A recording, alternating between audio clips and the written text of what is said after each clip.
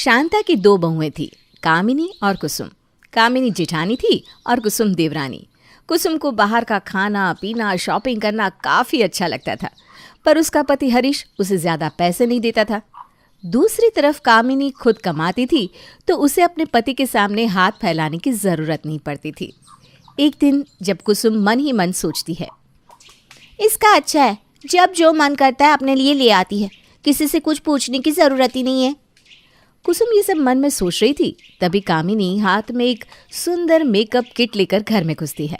वो देखकर कुसुम की आंखें फटी की फटी रह जाती है। वो फिर सोचने लगती है कि काश उसके पास भी अपने पैसे होते तो वो मर्जी का सामान खरीद पाती। कुसुम का तो मन कर रहा था कि वो अपनी जेठानी का किट देखे, पर फिर सोचती है कि अपने पति से ही मांग लेगी। शाम को जब हरीश घर आया तो वो उससे 5,000 मांगती है। 5,000? इतने पैसों का क्या करोगी? अरे कोई ज़रूरी चीज़ लानी है क्या?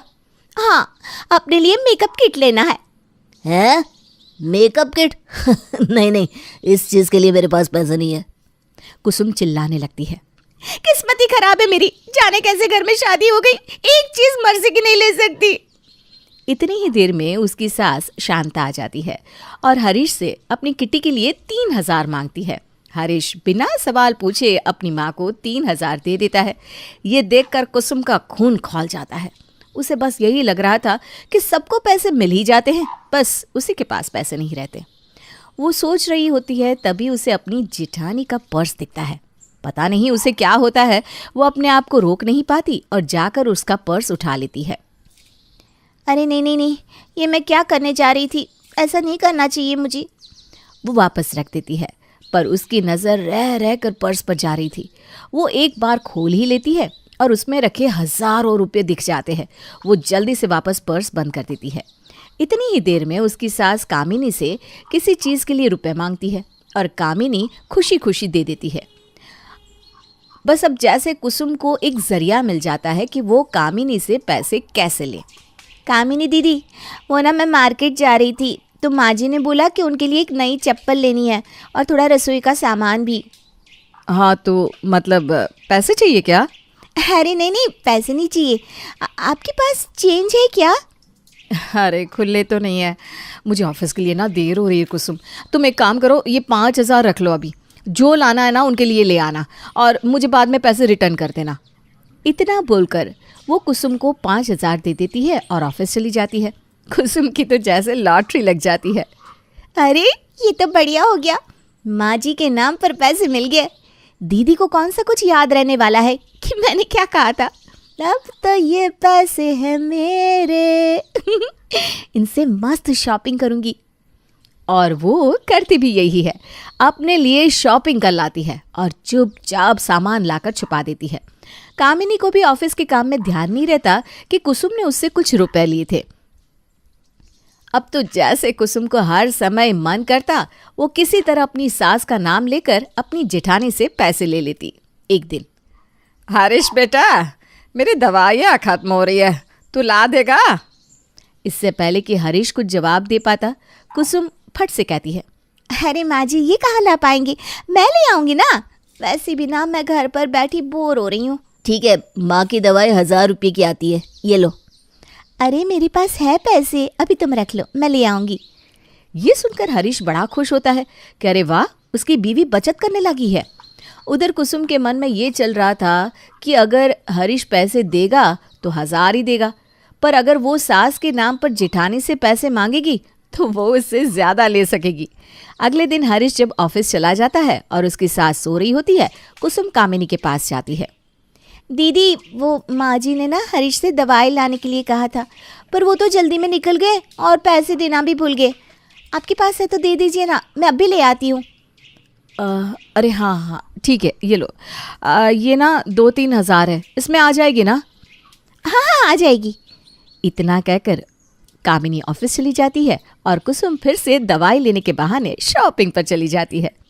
वो सास की दवाई ले आती है और अपने लिए 1-2 चीज़ें भी ले आती है। अब ना मुझे थोड़ा रुकना पड़ेगा, कहीं किसी को शक ना हो जाए। कुछ दिन ऐसे ही बीतते हैं। फिर एक दिन कुसुम को एक बहुत महंगा सूट पसंद आ जाता है और उसे वही तरकीब सूझती है। पर इस बार वो कुछ अलग करती है। वो रसोई में जाती है और शांता से पूछती है, माँ जी, वही कहावत होती है ना, 5 उंगलियां घी में और सर कढ़ाई में। हाँ हाँ, होती तो है छोटी बहू, पर उसका क्या? देखिए ना, दीदी मान ही नहीं रही है। वो कह रही है कि 6 उंगलियां होता है। आप ऐसा करिए ना, अभी जब मैं उनके कमरे में इशारा करूंगी ना, तो आप 5 कहना। हाँ, अपनी उंगली से 5 दिखाना, और फिर वो आपकी बात मान जाएंगी। अच्छा, मतलब 5 उंगलियां दिखाना है, ठीक है। उधर कुसुम कामिनी के कमरे में जाकर कहती है कि सास उससे किटी के लिए पैसे मांग रही है। किटी के लिए पैसे मांग रही है माँ जी? ठीक है, कितने देने हैं उनको? कुसुम कमरे से ही अपनी सास को देखती है और इशारा करती है। शांता पंजे का इशारा करती है। कामिनी कुसुम को फटाफट 5,000 दे देती है और कुसुम महंगा सा सूट लेकर आती है। एक दिन की बात है, कामिनी घर पर थी। माँ जी, बहुत दिन हो गए आपके पास बैठे हुए, ऑफिस से फुर्सत ही नहीं मिलती। हाँ बेटा, सही कह रही हो, मैं भी यही सोच रही थी।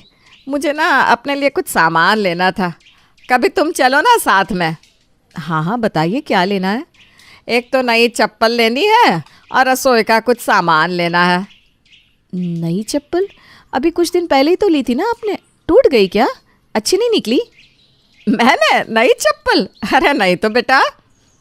पर मुझसे तो कुसुम पैसे लेकर गई थी और उसने कहा था कि आपकी चप्पल लानी है, रसोई का सामान लाना है। ये सुनकर शांता के तो होश ही उड़ जाते हैं, क्योंकि उसने तो कुसुम से बोला ही नहीं था कुछ लाने को। फिर दोनों बैठकर सारी बातें एक दूसरे को बताते हैं और उन्हें समझ में आ जाता है कि किस तरह से कुसुम दोनों को पागल बना रही है और कामिनी से पैसे मांग रही है। यह तो बहुत गलत हुआ कामिनी, हमें इसे सबक सिखाना ही पड़ेगा। अगले दिन फिर कुसुम कामिनी के पास जाकर कुछ लाने का बहाना करके पैसे मांगती है, पर कामिनी मना कर देती है। उल्टा वो उसी से हिसाब मांगने लगती है। कुसुम, वो कुछ दिनों से मैं तुम्हें पैसे दे रही हूँ ना, ज़रा हिसाब तो दिखा देना मुझे भी खर्चे का आइडिया हो जाएगा। ये सुनकर कुसुम एकदम सकपका जाती है और यहाँ वहाँ की बातें करके चली जाती है। कामिनी समझ जाती है कि इसके मन में चोर तो है। अब शांता को भी एक तरकीब सूझती है और वो कुसुम को बुलाती है। कुसुम, सुनो तो बेटा, बहुत दिन हो गए, समधन जी नहीं आई हमारे यहाँ। कल उनको दोपहर को खाने पर बुला लो ना। ये सुनकर कुसुम तो उछली पड़ती है। हाँ माँ जी, मैं ना अभी मार्केट से जाकर अच्छा खाने का सामान लेकर आती हूँ। वो जाकर अच्छा खासा सामान खरीद लाती है और शांता और कामिनी ने भी उसको सबक सिखाने का सोच रखा था। अगले दिन कुसुम की माँ लता खाने पर आती है।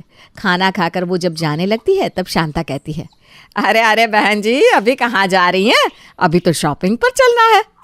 शॉपिंग? ये सुनकर कुसुम तो खुशी के मारे झूमने लगती है कि आज तो उसकी सास उसे मनपसंद सामान दिलवाएगी। सब लोग शॉपिंग पर जाते हैं। कामिनी अपने लिए महंगा महंगा सामान देखने लगती है और ले लेती है। जब पैसे देने की बारी आती है तो अरे, ये क्या हुआ? मेरा तो पर्स खाली है। ओहो, लगता है मैं गलती से दूसरा पर्स उठा लाई। आंटी जी, अभी आप पैसे दे दीजिए ना, मैं बाद में दे देती हूँ। लता उस समय कुछ नहीं कह पाती और कामिनी का 5,000 का बिल उसे देना पड़ता है। ये देखकर कुसुम का मुंह बन जाता है। पर शांता और कामिनी मन ही मन सोच रहे थे कि इसको सबक तो सिखाना ही पड़ेगा। अरे बहन जी, आप इतने दिन बाद आई है, एक साड़ी मेरी तरफ से ले लीजिए। नहीं, अरे मैं कह रही हूँ ना, ले लीजिए। कुसुम अपनी माँ को महंगी से महंगी साड़ी लेने का इशारा करती है और लता वैसा ही करती है। फिर शांता पैसे देने के लिए पर्स खोलती है। अरे, इसमें से पैसे कहाँ गए? इसमें तो 20,000 थे। ओहो, अब मैं पैसे कहाँ से दूँ? लता बहन जी, माफ़ कीजिए, पर अभी आप ही दे दीजिए। ये सुनकर लता और कुसुम के हाथ पैर ठंडे पड़ जाते हैं, पर उस समय साड़ी की 5,000 लता को ही देने पड़ते हैं। ऐसा करते करते शांता और कामिनी कुसुम की मम्मी के 30-35 हज़ार रुपये का खर्चा करवा देते हैं। घर आकर शांता और कामिनी एक कमरे में बैठकर यही सोच रहे थे कि कैसे उन्होंने कुसुम को अच्छा सबक सिखाया, और उधर कुसुम हाथ मलती रह जाती है कि सास और जेठानी ने उसकी माँ के कितने पैसे खर्च करवा दिए। सास की उल्टियाँ। भाई, जिस घर में बहू को उल्टियाँ होनी चाहिए, अगर वहाँ सास को उल्टी हो रही हो तो क्या हुआ मम्मी जी? आपकी तबीयत थोड़ी खराब सी लग रही है, मैं आपके लिए पानी लेकर आती हूँ। अरे पानी नहीं बहू, तू तो नींबू ले आ, वो भी खट्टा वाला। बड़ा दिल कर रहा है, जरा काला नमक भी ले आना।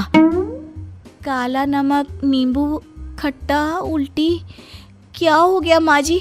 मुझे डर लग रहा है कि ये सब की वजह कहीं वो तो नहीं ना? आप क्या हो गया है आपको? हाय, क्या मुंह दिखाऊंगी मैं मोहल्ले में? अरे कैसी बात कर रही है बहू?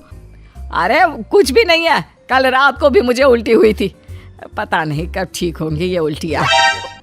अब तो जो भी होगा 9 महीने के बाद ही होगा ना सासू माँ। फिर से उल्टी? मम्मी जी, आपको नहीं लगता इन दिनों आपको कुछ ज्यादा ही उल्टियाँ हो रही हैं, जैसे एक प्रेग्नेंट लेडी को होती है? मुझे लगता है आपको एक बार डॉक्टर को दिखा देना चाहिए, कहीं दादी बनने की उम्र में आप माँ ना बन जाए। अरे तू पागल तो नहीं हो गई? क्या बोल रही है? माँ ऐसे नहीं बन जाते, माँ बनने के लिए क्या क्या करना पड़ता है। अरे अब तो तेरे ससुर भी नहीं रहे। वैसे बहू, मजाक अपनी जगह है, तू इतनी छोटी बात के लिए डॉक्टर को दिखाने की बात कर रही है। अरे कोई ज़रूरत नहीं है, थोड़े दिनों में सब अपने आप ठीक हो जाएगा। शाम को बहू किचन में खाना बनाने के लिए जा रही थी कि अचानक उसकी नज़र सास पर पड़ती है। मम्मी जी, ये आप चोरी चोरी क्या खा रही हो? अरे मम्मी जी, ये हाथ पीछे क्यों कर रही हैं? सामने लाइए हाथ, क्या है दिखाइए आपके हाथ में। मम्मी जी। अरे नहीं नहीं, कुछ नहीं, प्लीज़ बहू तू जा, कुछ नहीं है मेरे हाथ में। वैसे भी ना कल तेरी बातों से मुझे ऐसे ही डर लग रहा है। वैसे तुझे खाना बनाना होगा ना, बना बेटा, अचार है ये। सास वहां से चली जाती है, लेकिन बहू के मन में तो अचार के साथ विचार घूम घूम कर आते रहते हैं। मम्मी जी अचार लेकर क्यों जा रही है और ऐसे चोरी चुपके क्यों खा रही है? कहीं मैं जो सोच रही हूँ वो सच तो नहीं? मम्मी जी कहीं पेट से तो नहीं? मुझे नहीं पता था कि मम्मी जी इस उम्र में भी इतनी ओपन माइंडेड होंगी। वैसे मम्मी जी ने किसी को बताया क्यों नहीं? कहीं ये बच्चा किसी और का तो नहीं है? हो सकता है क्योंकि मैंने मम्मी जी को डॉक्टर को दिखाने के लिए कहा तो उन्होंने मना कर दिया। अगर ऐसी बात है तो सबको पता चलनी ही चाहिए। अगले दिन, माँ, आपको पता है मेरी सास पेट से है। माँ, मैं क्या करूं? ससुर जी भी अब इस दुनिया में नहीं रहे, लेकिन मेरी सास की रंग रलिया तो खत्म होने का नाम ही नहीं ले रही। क्या? ये क्या बोल रही है? ऐसे कैसे हो सकता है? तू भी ना। अरे पता है तेरी सास कितनी अच्छी है। अरे उनका नाम है समाज में, ऐसे कुछ भी ना बोल बेटा। तू आजा माँ, यहाँ आकर मेरी सास की हरकत देख। अरे उल्टियाँ करना, नींबू चाटना, अचार की पूरी कटोरी चट कर जाती है। अरे माँ, प्रेगनेंसी में जैसा होता है ना वैसा ही सब कुछ चल रहा है। और पता है, मुझे तो लग रहा है कि ये बच्चा सासू माँ की बॉयफ्रेंड का है। हाँ हाँ बेटा, ये तो सारी वही वाली हरकतें हैं। अरे वाह, तुम्हारी सास का इस उम्र में भी बॉयफ्रेंड है। और एक तुम्हारी बहन को देखो, बॉयफ्रेंड मिलना तो दूर, शादी के लिए अच्छा लड़का भी नहीं मिल रहा। चल रखती हूँ, तेरे पापा के लिए खाना बनाना है। थोड़े दिन बाद बहू बाहर जाती है और पड़ोसन के साथ, नमस्ते आंटी जी, आपको ना एक बात बतानी है। आप नहीं जानती मेरी सास कितनी अजीब अजीब हरकतें कर रही हैं। उल्टियाँ होती रहती हैं उन्हें, छिप छिप कर अचार और चटनी खाती हैं। और बर्ताव की तो बात ही मत करो, कभी अच्छा कभी बुरा, किसी को भी पता चल जाए कि वो पेट से है। पड़ोसन भी मजे लेकर वहां से चली जाती है। फिर बहू ननद से कहती है, तुम्हारे घर में किसी को नहीं पता क्या कि तुम्हारे घर में एक नन्हा मेहमान आने वाला है? तुम्हें एक नया भाई मिलने वाला है, बधाई हो। ऐसे ही करके बहू सब जगह अपने मायके और आस पड़ोस में ऐसी अफवाह फैला देती है कि जिसके बारे में उसके पति को भी पता लग जाता है। ये तुम माँ के बारे में क्या उल्टी सीधी बातें फैला रही हो? शर्म आनी चाहिए। माँ ने पूरी जिंदगी लगा दी अपनी इज्जत बनाने में, और तुम हो कि प्लीज निकल जाओ मेरे घर से, मैं अब तुम्हारे साथ नहीं रह सकता हूँ। ओए, अब तो मैं ही नहीं रहूंगी इस घर में, तुम क्या निकालोगे मुझे? वैसे भी इज्जतदार घर की बेटी हूँ मैं। कल को सासू माँ बच्चा देंगी तो मैं कैसे मुंह दिखाऊंगी? नाना, जच्चा बच्चा की देख रेख करने के लिए मैं ही बची हूँ क्या? और मैंने क्या फैलाया? हाँ, अरे सबको दिख ही रहा है। और इसमें गलती मेरी नहीं, तुम्हारी माँ की है इस उम्र में। तभी सास आ जाती है। बहू, ये तुमने मेरे साथ अच्छा नहीं किया। जहाँ जाऊं लोग मुझे देखकर मजाक उड़ाते हैं। रास्ते में गलती से उल्टी हो जाए तो लोग बच्चा है, ख्याल रखा करो, ऐसा कहते हैं। बहू, मैं भी अब तुम्हारे साथ नहीं रह सकती। आए हाय, देखो तो बूढ़ी घोड़ी लाल लगाम, जरा तो शर्म करो। जिस उम्र में बेटे का बच्चा खिलाना चाहिए, बहू से अपना बच्चा खिलाने की कोशिश में लगी है। माँ जी, ये सब ठीक नहीं है। बस कर बहू, अब एक भी शब्द बोला तो ठीक नहीं होगा। वाह, क्या ठीक नहीं होगा? जब मैं कह रही थी कि डॉक्टर के पास चलिए तो सांप सूंघ गया था आपको। क्यों? इतनी सच्ची और अच्छी हैं तो चलिए ना मेरे साथ, क्यों नहीं जा रही? सास और पति शांत हो जाते हैं। बेटा, ये पागल हो चुकी है। या तो तू इसे लेकर अलग हो जा या मेरा कहीं और रहने का इंतजाम कर दे। वैसे भी इस मोहल्ले में इसने मेरी इतनी बेइज्जती कर दी है कि रहना मुश्किल है यहाँ।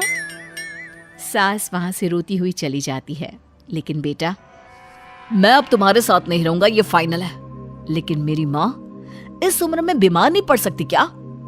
मेरी माँ कोई पेट वेट से नहीं है। उनको एक तरह की बीमारी है जिसमें उनको कुछ समय तक उल्टियां होती रहती है और कुछ अलग अलग खाने का मन करता है, बस।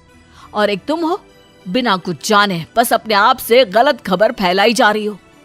और अब जो तुमने गलत खबर फैलाई है ना, बस इसे फैलाती रहो, क्योंकि मैं तो अपनी माँ का इलाज करा ही रहा हूँ, वो भी बेस्ट डॉक्टर से।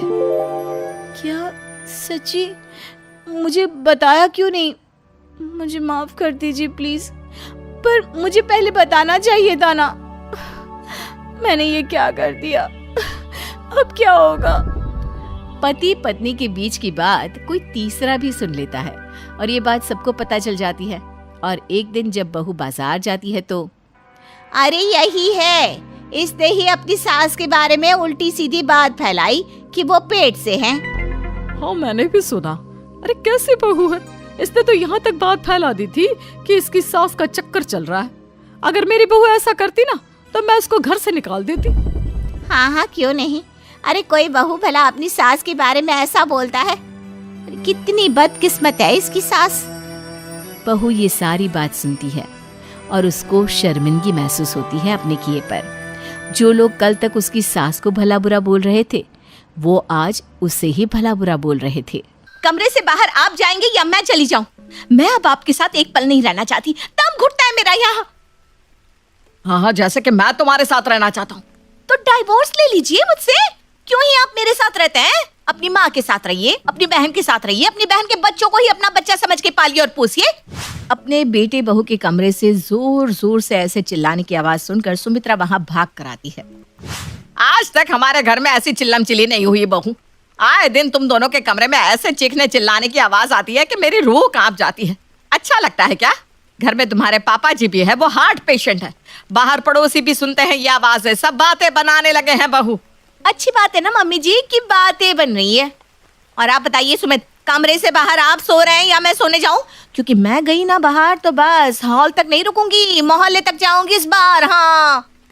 और बिस्तर से तकिया उठाकर सुमित जनवरी को ठंड में भरी रात में हॉल में बिना रजाई के ही सोने चला जाता है।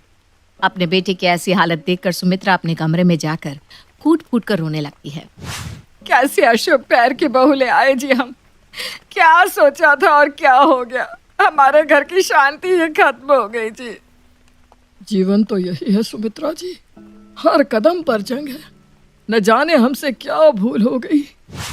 ये कहानी शुरू होती है सुमित्रा निवास से, जहाँ घर के सभी लोग नई बहू के आने के स्वागत में नजरें बिछाए बैठे थे। अरे भैया, आपने दरवाजे पर तो फूल लगाए ही नहीं, और ये सीढ़ियों पर कैसे गेंदे के फूल लगा दिए आपने? प्रिया आएगी तो सोचेगी हमने पैसे बचा लिए। ये सारे गेंदे के फूल हटाकर यहाँ गुलाब के फूल लगाइए और फर्श पर गुलाब की पंखुड़ियाँ बिछा दीजिए। ठीक है ना मम्मी? आखिरकार मेरे इकलौते छोटे भाई की दुल्हन आ रही है। मामी आएगी, मेरी मामी आएगी। सबसे ज्यादा खुश ना आज यही लग रहा है। आखिरकार इसकी नई मामी जो आने वाली है। बैठे रहना मामी की गोद में। आज से तो मैंने तुझे तेरी मामी के हवाले कर दिया। और जिस बहू का इंतजार स्नेहा और सुमित्रा कर रही थी, वो सुमित का हाथ पकड़े गाजे बाजे के साथ दरवाजे पर पहुंचती है। अरे मम्मी जल्दी से आरती की थाली लेकर आओ, देखो प्रिया आ गई है। ये ले बहू इस घर की चाबी, आज से यह घर तेरे हवाले हुआ। सास हो तो आंटी जी जैसी, जो दरवाजे पर ही अपने घर की बहू को चाबी दे रही है। अब इसके बाद चाहकर भी कोई बहू अपनी सास से लड़ नहीं सकेगी। अरे वो सब तो कहने की बात है बहू, जो बहू घर में कलेश करना चाहेगी ना, वो तो कलेश करके ही रहेगी। और सभी लोगों के सामने प्रिया सुमित की पत्नी बनकर अपने ससुराल आ जाती है। सारी रस्में होने के बाद सभी मेहमान अपने अपने घरों को लौटने लगते हैं। बहुत ध्यान रखना, कोई भी मेहमान खाली हाथ ना जाए। सभी के लिए अच्छे से गिफ्ट्स और ड्राई फ्रूट्स पैक करके देना। अब टेंशन मत लीजिए मम्मी जी, वो सब मैंने पहले ही कर दिया है। और सबसे बड़ा डिब्बा बनाया है मैंने दीदी का, है ना? अच्छा। रसोई के बाहर खड़ी स्नेहा ये सुन लेती है। अपने छोटे भाई की बीवी के मुंह से ऐसी बात सुनकर स्नेहा की आंखों में आंसू आ जाते हैं और वो कोने में सभी से दूर जाकर फूट फूट कर रोने लगती है। अरे क्या हुआ बेटा, तू रो क्यों रही है? अचानक से आज ये घर बड़ा पराया सा लग रहा है बाबूजी। चलो रोहन, बैग्स पैक कर लो, हमें घर जाना है। नहीं नहीं नहीं रोहन नहीं, मम्मी को छोड़कर कहीं नहीं जाएगा। एक थप्पड़ मारूंगी अगर जिद की तो। स्कूल नहीं जाना है क्या तुम्हें?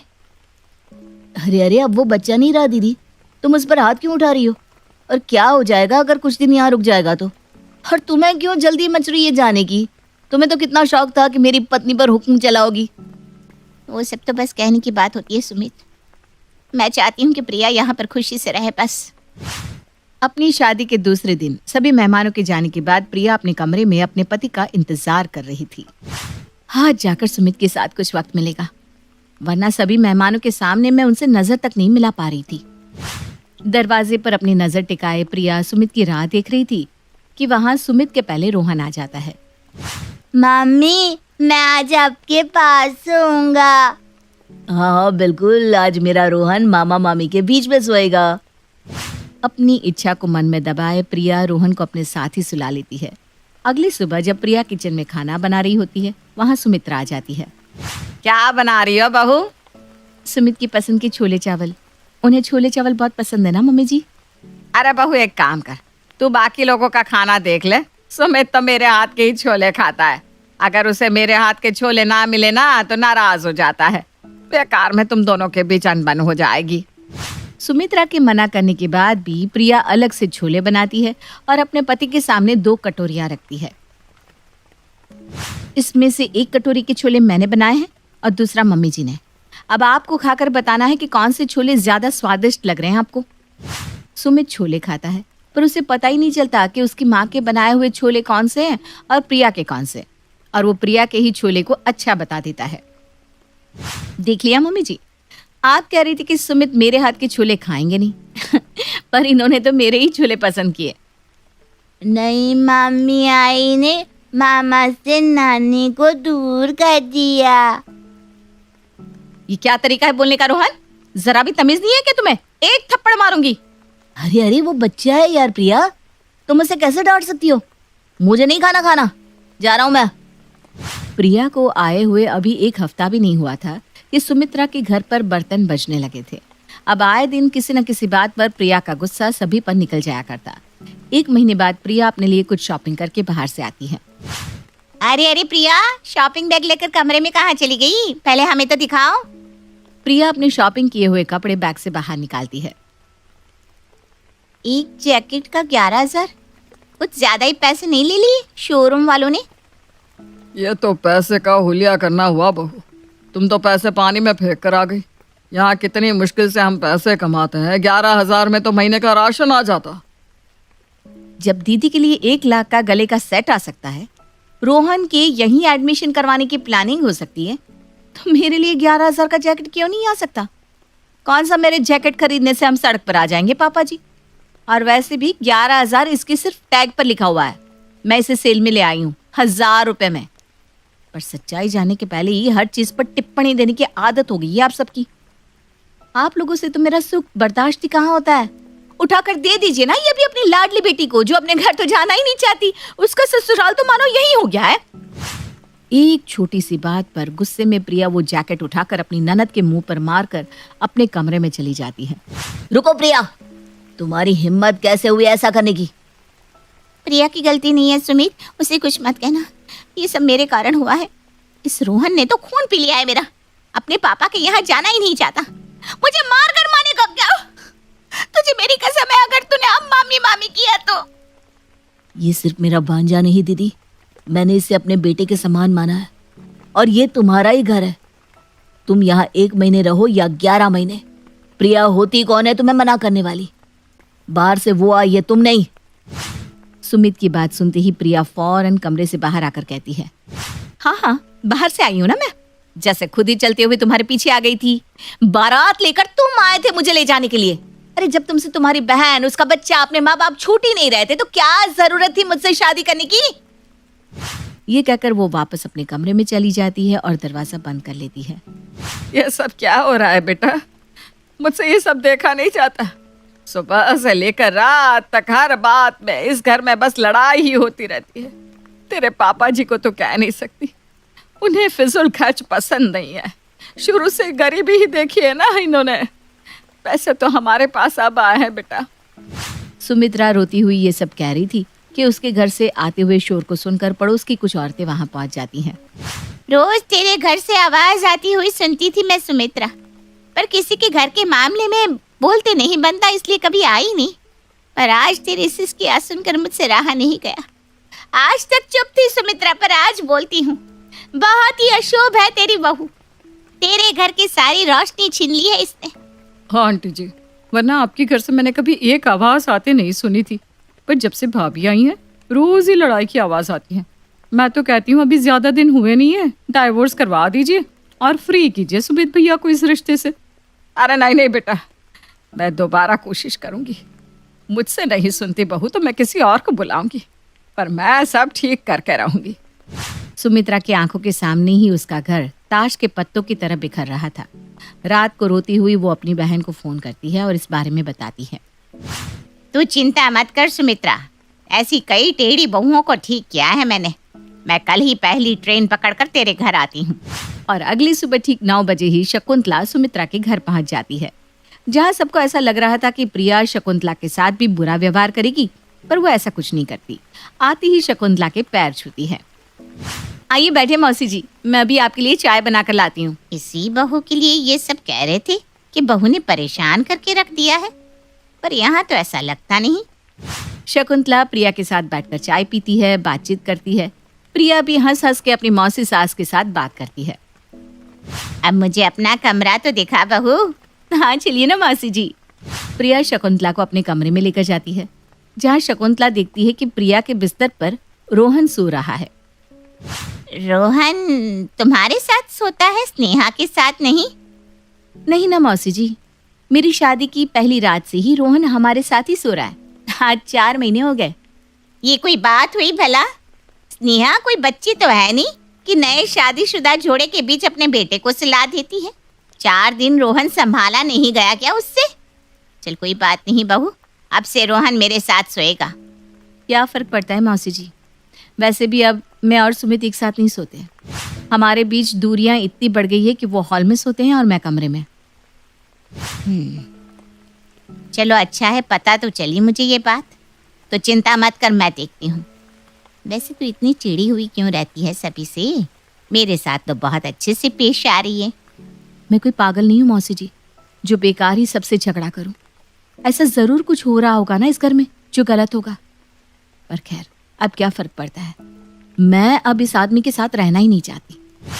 शकुंतला 24 घंटे अपनी पैनी नजर सबकी बातचीत पर रखती है। रात को जब सुमित अपने काम से वापस लौटता है तो शकुंतला उसे समझाकर प्रिया के कमरे में जाने को कहती है। चलो ये तो गया अपनी बीवी के पास। अब दोनों मियाँ बीवी आराम से साथ बैठकर सारा मैटर सॉल्व करेंगे। वैसे ठंड बहुत हो गई है, स्नेहा को चाय बनाने को कहती हूँ। जैसे ही शकुंतला स्नेहा के कमरे के बाहर पहुंचती है। नहीं मम्मी, मुझे मामी के पास नहीं सोना, मुझे आपके पास सोना है। एक थप्पड़ मारूंगी ना, कहा ना अपनी मामी के कमरे में जाओ और जिद करो, मामू मैं आपके पास ही सोऊंगा। जा रोहन, मेरा अच्छा बेटा है ना तू। नहीं, मेरी नहीं मान रहा है ना, अभी तेरे पापा को कॉल लगाती हूँ। स्नेहा अपने पति को कॉल लगाती है। आप ही समझाइए ना इसे, कितनी मुश्किलों से मैंने सुमित और प्रिया के बीच के रिश्ते को इतना खराब किया है कि किसी भी वक्त उनका डिवोर्स हो सकता है। पर पता नहीं कहाँ से ये मौसी बीच में आ गई। उनके रहते मैं प्रिया के पास जा भी नहीं पा रही, तो कैसे उसके कान भरूं? क्या करूं जिससे वो झगड़ा करने पर मजबूर हो जाए? ऊपर से उन्होंने सुमित को प्रिया के कमरे में भेज दिया। इन दोनों को ना एक साथ समय नहीं मिलना चाहिए। अरे कोई बच्चा हो गया तो सारी की सारी प्रॉपर्टी हमारे हाथ से चली जाएगी। पर ये रोहन समझता ही नहीं। अरे बेटा, तेरे पापा तो कुछ कमाते नहीं। नाना जी का घर दिख रहा है ना कितना बड़ा है। अगर मामा मामी के बीच तू सोएगा तो उसके बाद ये घर तेरा हो जाएगा। फिर तो बड़े स्कूल में जा सकेगा, अच्छे अच्छे कपड़े पहन सकेगा जैसे मामी पहनती है ना? तो इतने दिनों से तो वही कर रहा हूँ जो आप कहती है। मुझे कहाँ मिला सब कुछ? तुमने कहा था साइकिल दिलवाओगी, कहाँ दिलवाई? पता नहीं किसकी नस्ल है ये। पैसे का पिशाच हो गया इस उम्र में। एक ही बार में मिल जाएगा क्या सब तुझे? दिन भर ये खेलना है वो खेलना है। इतना ही दिमाग है तो ऐसा दिमाग लगा कि मामी तुझ पर हाथ उठा दी और मामा जी को मामी पर गुस्सा आ जाए और वो गुस्से में मामी को घर से निकाल दे। फिर तो बेटा साइकिल नहीं कार मिलेगी, कार। तो ये सब इस सपोली का किया धरा है। और गुस्से में एक लात मारकर दरवाजा खोलकर शकुंतला स्नेहा के कमरे में चली आती है। एक हाथ से स्नेहा के बाल पकड़े उसे खींचते हुए हॉल में ले आती है। सुमित्रा, संतोष जी, प्रिया, सुमित सभी यहाँ आओ। क्या हुआ दीदी? और आपने ये स्नेहा के बाल क्यों पकड़े हुए हैं? कहीं किसी ने आपके कान तो नहीं भर दिए? कान तो स्नेहा भर रही थी तुम सभी के, ताकि तुम्हारा बेटा पत्नी के रहते हुए भी कुंवारों जैसा जीवन बिताए और उसे कोई संतान ही ना हो पाए। फिर तो तुम लोगों की सारी संपत्ति का मालिक खुद ब खुद रोहन बन जाएगा। मौसी जी, कोई गलत फहमी हो रही है। मम्मी, मैंने ऐसा कुछ नहीं किया। अरे बेटा, मुझसे श्यान पट्टी। आवाज क्लियर तू बताएगी सबको कि मैं तेरा वीडियो सबको दिखाऊं? मेरा मुंह क्या देख रही है? मुझे पता था तू सच्चाई को झुठला देगी, इसीलिए मैंने तेरे और दामाद जी के बीच की बातचीत को फोन में रिकॉर्ड कर लिया था। और जैसे ही शकुंतला अपना फोन निकालती है, स्नेहा तोते की तरह सब बोलना शुरू कर देती है। तो मैं भी तो क्या करती मम्मी? मेरी शादी तो तुम लोगों ने तब भी कर दी थी जब हमारी परिस्थिति अच्छी नहीं थी और एक ना के बराबर कमाने वाला पति मिला मुझे। उसके बाद तुम लोगों की हालत में सुधार आ गया, पर किसी ने मुझे एक फूटी कौड़ी तक नहीं दी। इसलिए मैं नहीं चाहती थी कि सुमित की कभी शादी हो, पर उसकी शादी हो ही गई। अब वो और प्रिया अगर एक साथ होते तो उसे बाप बनते देर नहीं होती, और अगर उनका खुद का बच्चा हो ही जाता तो प्रॉपर्टी में रोहन को कुछ भी नहीं मिलता। इसलिए प्रिया के घर आती ही मैंने उसके मन में आप सभी के लिए गलतफहमी पैदा करनी शुरू कर दी। मैं उसके कमरे में रोहन को भेज दिया करती ताकि सुमित पूरी रात रोहन में लगा रहे और अपनी पत्नी को देखने तक का समय ना मिले उसे। फिर मैंने एक दिन प्रिया के कान में ये बात भी डाल दी कि सुमित के मन में कोई और लड़की है, इसलिए वो प्रिया के करीब आना नहीं चाहता। अब ऐसी हालत में कोई भी अच्छे घर की लड़की उस नाम के रिश्ते को खत्म ही कर दी थी ना। मैंने हमेशा रोहन को अपने बेटे से बढ़कर माना है दीदी। तुम्हें कुछ चाहिए था तो मांग लेना था, ये सब क्यों किया तुमने? निकल जा इस घर से स्नेहा, मुझे ऐसी बेटी नहीं चाहिए। सुमित्रा फौरन अंदर जाती है और स्नेहा का बैग पैक कर उसे बाहर लाकर दे देती है। वो रहा दरवाजा, निकल जा बाहर। रुक जाइए दीदी, जिस प्रॉपर्टी के लिए आप ये सब कर रही थी, उस प्रॉपर्टी का आधा हिस्सा तो पहले ही सुमित ने रोहन के नाम कर दिया था। ये लीजिए हमारे दूसरे फ्लैट के पेपर्स, रोहन के नाम है फ्लैट। अब हमारे घर दोबारा मत आइएगा। और कुछ इस तरह स्नेहा का राज सभी के सामने आ जाता है। जहाँ सभी को बहू अशुभ लग रही थी, वहाँ असल में अशुभ तो बेटी निकल जाती है। पर शकुंतला की समझदारी के कारण सुमित्रा का घर टूटते टूटते संभल जाता है।